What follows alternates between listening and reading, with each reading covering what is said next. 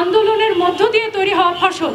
ঠিক তেমনি পর্দার ব্যানারের এই পাশে যারা আছেন তাদেরকে আপনারা দেখেছেন, এখানে প্রায় প্রত্যেকেই, প্রায় বলবো না সকলেই এই পুরো আওয়ামী ফ্যাসিজমের বিরুদ্ধে দীর্ঘদিন মাঠে কাজ করা মানুষ।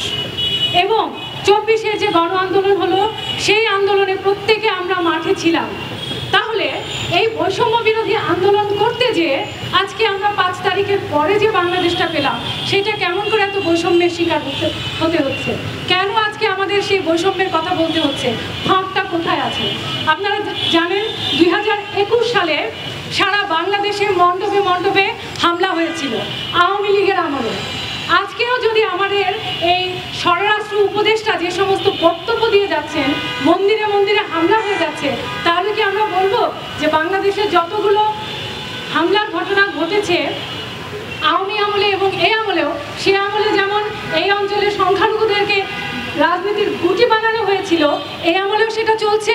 এবং যদি সেটা চলে তাহলে কি আমরা এই পারে এবং ওই পারে যারা আছে তারা কি সেটা মানবো? প্লিজ আপনাদের কাছ থেকে শুনতে চাই, আমরা কি এটা মানবো?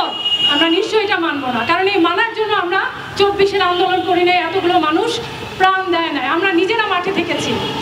এই আন্দোলনের জন্য হৃদয় তারুয়া যেমন সমানভাবে আন্দোলন করেছেন, প্রত্যেকটা মানুষ এখানে আন্দোলন করেছেন।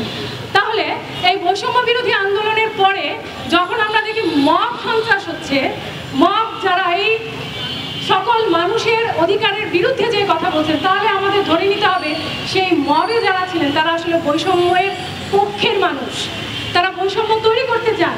কারণ আমি বিশ্বাস করি বাংলাদেশে বৈষম্যকে দূর করতে যারা চান তারা এই ধরনের মব সন্ত্রাস ঘটাতে পারেন না, লজিক্যালি পারেন না। তাহলে যারা তৈরি করছেন তারা তাহলে আরেকটি বৈষম্যের বাংলাদেশকে নির্মাণ করতে চাচ্ছেন।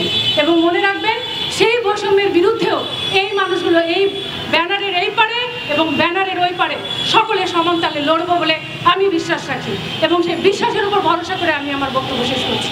ধন্যবাদ।